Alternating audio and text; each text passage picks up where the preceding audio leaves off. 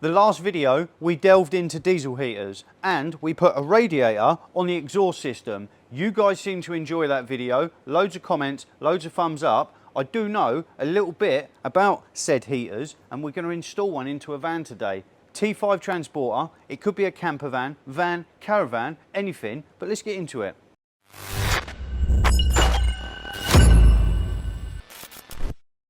A few of you commented on the last video about the 200% efficiency. I won't lie, I was just copying, I won't say copying because it was my own take. I was looking at some other videos prior to that and a few of them said the same. So I jumped on the bandwagon. My numbers might be a bit off. I'm not the best with numbers. I just know how stuff works. I'll let you do the number crunching at home. Anyway, we're done with test bench. Everything's unplugged. We need the zag gun. Zag, zag. Now, if you're installing or thinking about installing a diesel heater into a camper van, into a caravan, into a van, it's all about location. Oh, it's all going on now. Need 10 hands. It's all about location. I've seen a lot of people mounting the heaters outside the vehicle or underneath the vehicle. Now there is nothing wrong with that at all. Let me just get this out of the way. It's dripping diesel all over me and diesel does smell a little bit. Let's move you to one side. Now I need a cloth. My hands are soaked. There's one. Right, and it is all about location and whether you're going to put it inside or outside. Now, the diesel heater setup or the system comes from the Thermobile Urbaspatcher type heater and they're like £1,000. Well, I believe the patent on the design must have run out because all of a sudden the market is flooded with these China copies. Now I believe they are absolutely brilliant. I've used all of them, all shapes or flavours, all different price ranges. And I do believe in there is the same no matter what one you buy. It's just a different box design. It's got different stamping on it, different engraving and then different accessories. So I believe they're all the same. If you're unsure on what one to buy, I believe they're all the same. It's just how much money you want to spend. But location, let's talk about it just quickly because everyone likes a shorter video. If you're going to stick it underneath the motor because you want to keep any gases, any smells outside, that is absolutely fine. I always install them inside. The reason being, underneath you've got the intake and the exhaust. They are vented outside. Both the intake and the exhaust, they go outside. That's fine. Now with the heater, air intake that way, sorry, hot air blown out that way. If you've got it inside, this is recycling, said that a bit funny, this is recirculating the air in the van. If you've got it outside, and let's say it's -5 outside, -5 cold air is going in there, and whatever temperature is blowing out there. If you've got this in the van, the air recirculates and warms up, then you could turn the heater down and be more efficient. No smells or smoke come out of these at all. So yes, you can tuck it up under the van somewhere, but you might need to put it in a box of some sort because I don't know how waterproof they are. They're Chinesium and I don't know if their IP rating is up to Urbaspatcher or Webasto ratings. So if you're going to mount it underneath the vehicle, you might want to put it in a box. You don't want water going over it because you don't want to damage anything that's inside. If it's inside, it's going to stay nice dry and it's going to last. I'm installing this under the driver's seat on the T5 today. When you're putting it in a van or in a camper, to quickly pick a location, if you've got a cupboard or in a lot of vans you have under-seat storage, well if you lift it up and there's plenty of under-seat storage, it can go in there, no problem. But where you mount it in the final location, you need to get under the van and make sure you've got a clear exit because you do have to drill a few holes for the exhaust, for the fuel line and the intake, they need to be vented outside. So if you find a location you're happy with, get underneath your van, your camper van, your caravan, and just check you've got clear sight for the exhaust. Because you wouldn't want to spend an hour making a location, drill some holes through the top, only to find the petrol tank or the fuel tanks right there. So just make sure you've got clear view underneath. On a T5 Transporter, the favourite place looking on the internet is under the seat. I have already mounted a diesel heater in there, but I believe this one's better. And why? You said they were all the same. Let me get the seat out and I'll show you. Got the seat out, and as mentioned, we've already got a diesel heater installed. Now, I don't know where this one come from. It's very, very small. It's a 2 kilowatt heater, and it is all right, it's good. But when you crank it up warm, or above, I don't know, say 2, you get a hot smell, maybe a plasticky smell. I'm really not sure it is, what it is. I've never experienced that with any diesel heater before, and I've played with a few. I've installed maybe 10 heaters. That weren't too tight, lucky it was my seat. Never have I experienced a burning hot smell. Don't know if it's the heater's fault or whether something around here is getting warm, but we are going to find out. Hopefully that heater, it looks like it should fit in this hole, because I've already drilled holes and found my mounting point. I've already plumbed the diesel heater into the fuel tank, rather than having the 10 or 15 litre tank that comes with it sloshing about in the back. Then when you fill it up, you end up spilling some. Van stinks of diesel. I always install my heaters into vehicles, into the main tank. There is a full video on that on the main channel, but if you're watching this to install it in a different vehicle, that might not be of any use, because you might have a different setup.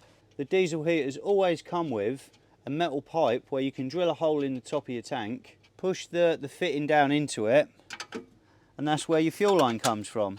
I've realised I'm unbolting this and I don't think I need to. Well, it's been a minute, but I do know I need to take the handbrake cable off. If you've got any questions or anything you're unsure of to do with heaters, drop a comment below and I will reply. I reply to all the comments, even if the video's a year old. I'm not an expert. I don't claim to be an expert.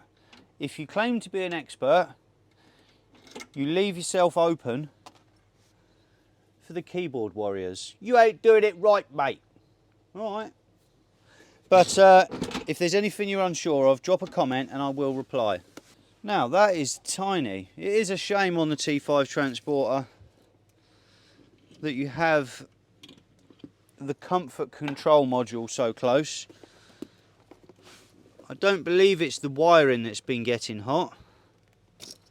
I'm not sure what it is, but I need to get underneath and unbolt the heater, because like I mentioned earlier in the video, everything, the exhaust, the intake and the fuel line goes from underneath.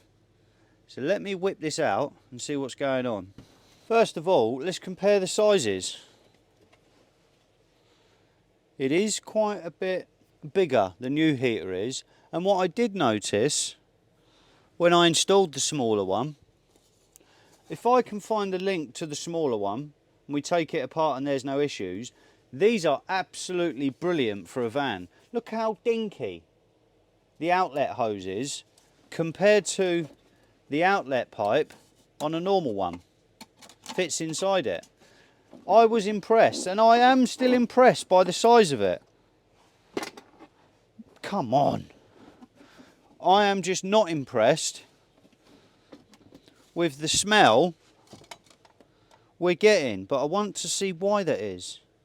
We're going to take it apart and have a look inside. Comfort control module wiring is right near it, but it's not hot. The floor's not hot. probably sweet juice from the kids. Yeah, it's quite stuck down. Oh! I can't see any reason why we could smell anything. There's a bit of rubbish here and there, but none of the rubbers or plastics have got hot. I don't know. What I might do, because some people online say this metal plate is a heat transfer plate. So I might cut it out so it fits in said hole, and rather than all the heat of the burn chamber going directly to the floor, it will have to soak through this plate first. I don't know. Let's tell you what let's do. Tell you what let's do here, there, boy. Aye, aye. I'm going to try that in there. But first of all, I need to unbolt these. Of course, I haven't got the bloody tools, have I? Well, that turned out pretty cushy. This heater's quite a bit bigger than the other one. I've put the seat base in, and there is 3 mil of room.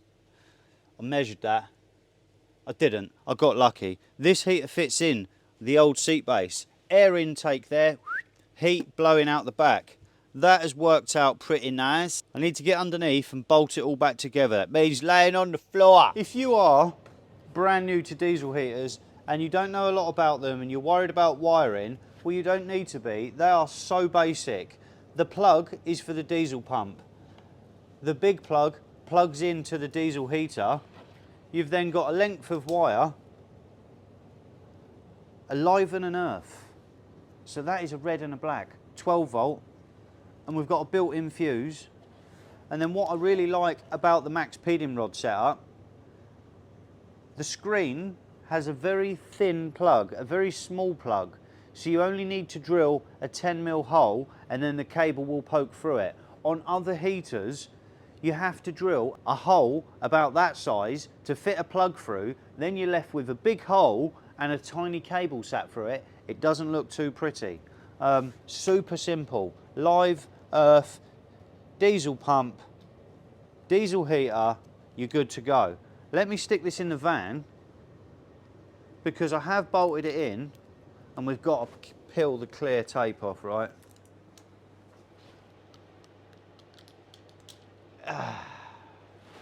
Well, we got finished up last night and I did get the diesel heater bolted in. We've got all the exhaust on, all the intake, and I did find what I believe is the reason why I could smell a funny smell after the last heater had been on.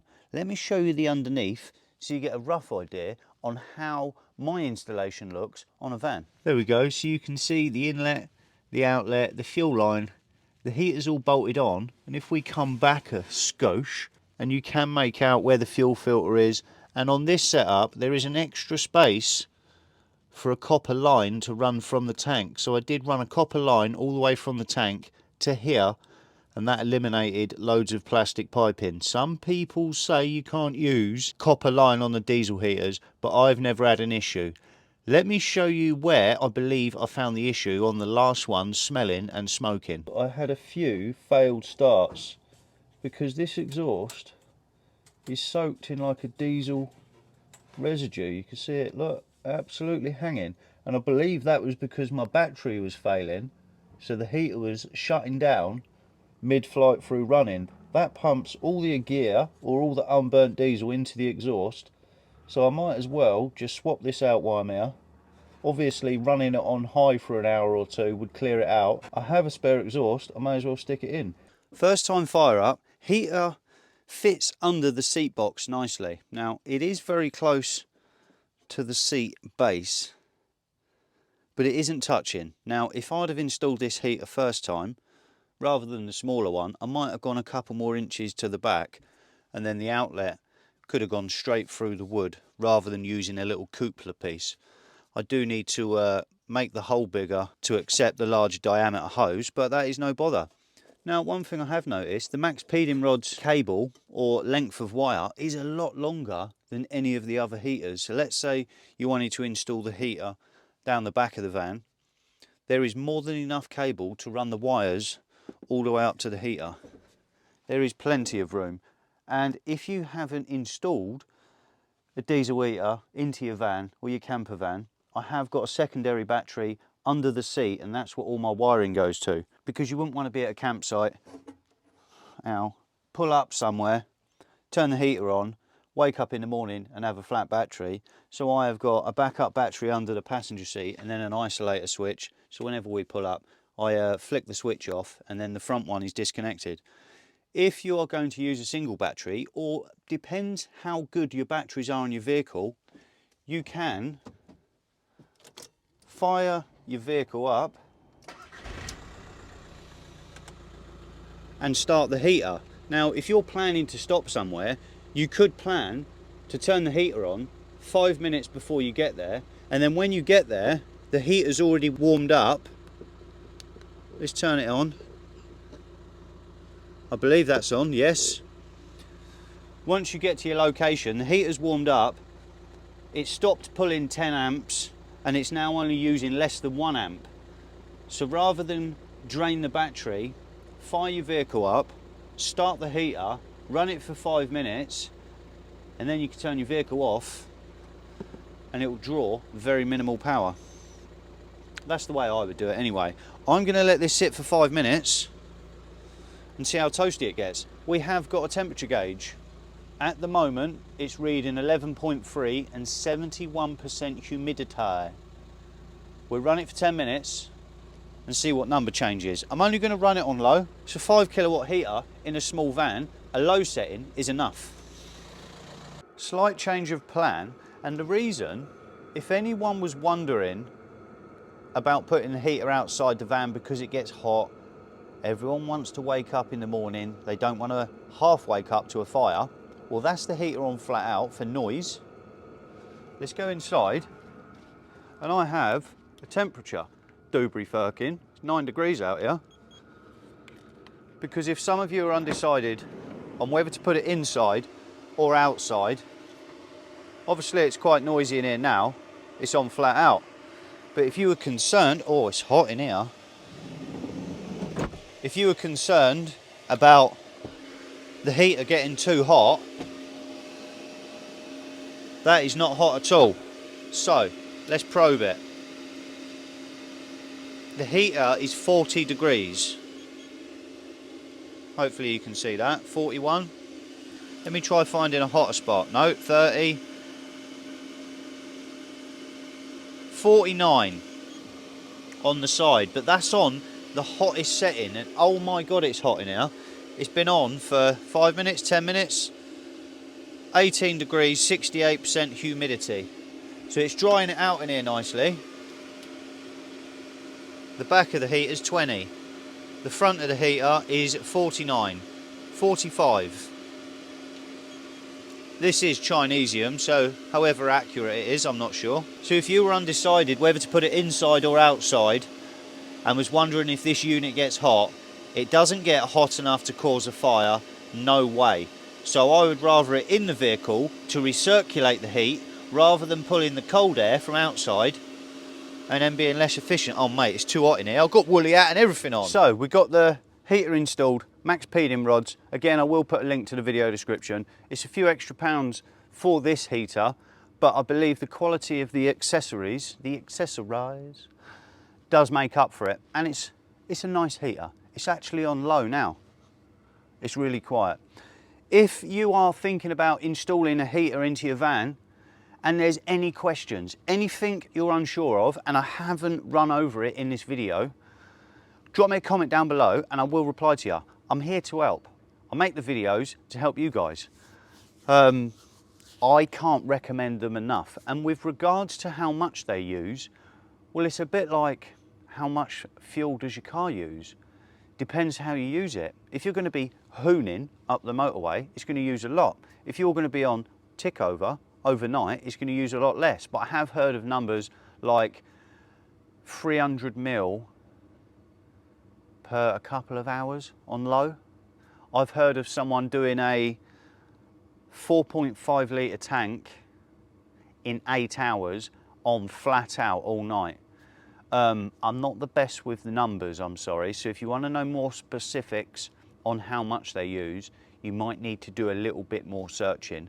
But with regards to install and genuinely how good they are, I definitely recommend them. Yeah, brilliant. Any questions, drop in the comments below and I'll reply to you. I am playing with a diesel heater again, but I have 2 EGR coolers from a vehicle to heat up the water, to heat up the radiators. Is it gonna work? We'll find out in the next video. I'll see you then.